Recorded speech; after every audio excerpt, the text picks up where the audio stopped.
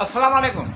मैं सिद्धी मिटवर बाबाला बिन अखरनि ते बेटबाज़ी ईद जे पुरमुसरत ख़ुशीअ जे मौक़े ते बिन अखरनि ते चटाभेटी पाठ नंबर 17। फ़न ऐं हुनुर हासिलु करियूं, अञा बि घणी महिनत करियूं, ईअं करियूं। बुलंदनि जे हड जे छूं, अञा बि घणो माणियूं, ईअं करियूं। इल्म हिकमत वधायूं, अञा घणो विझायूं, ईअं करियूं। पंहिंजो ॻोठु अञा बि घणो सुहिणो करियूं, ईअं करियूं।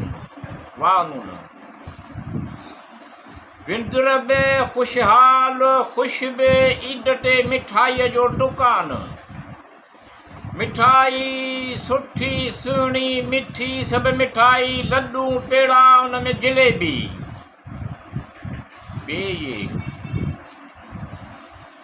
बेयकीनीअ जे आलम में हलंदे हलंदे तूं ऐं आऊं ख़बर न आहे किथे अची वियासीं।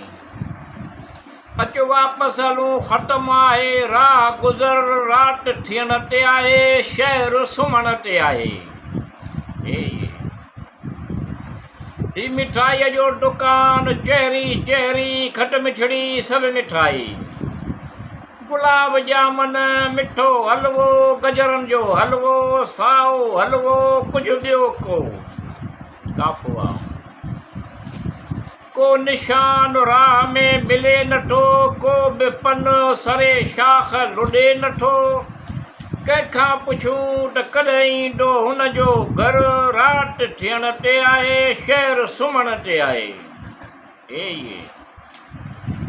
ही मिठाईअ जो दुकान, मखण टिकियूं, नान मानियूं,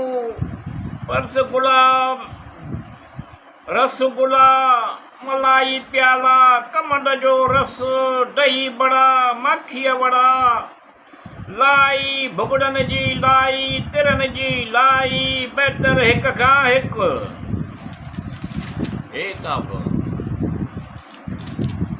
हिक तरफ़ रहनुमाई, हिक तरफ़ गुमराही, केरु करे ज़िंदगीअ जी सुञाण। मिली वञे को ॼाण, राति थियण ते आहे, शहर सुम्हण ते आहे। हीअण विर्च अहिड़ो जो चिचिड़ वांगुरु चहितो पियो आहे कम खे, त पोइ आहे बि ख़ुशहाल, तंदुरुस्त ऐं चुस्त। सीन ते सट सुरियूं ख़ामख़ा ॿुधाए छॾियाई, जो ख़ुशि थियूं तमामु घणो, अहिड़ो जो थिया सत ख़ैर। यार ईद जे पुरमुसरत ख़ुशीअ जे मौक़े तूं अची जे, यादि तोखे तमामु घणो करियूं था, घणा तोखे लॻा लिखिया हथ में लिफ़ाफ़ा।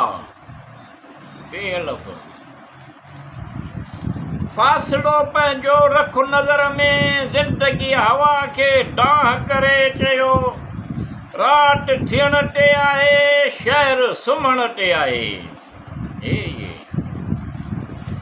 ही त मुंहिंजे चाहत आहे जो पंहिंजे पीढ़ीअ लाइ हर हर घुरां पियो दुआ, ऐं घणियूं ई दुआऊं के। केतिरियूं नारियूं रुअंदड़ ॾिठियूं आहिनि मौसम जे गुल जे हिजर में, चंड जे राति में दश्त में वञी दोखो हिन बि खाधो आहे।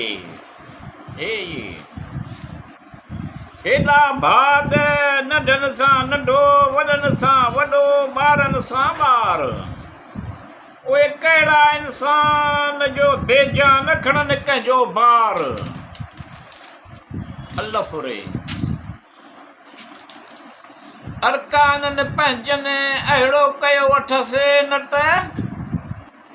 अहिड़ो को ॿुढो न की सो जो करियूंसि यादि पिया।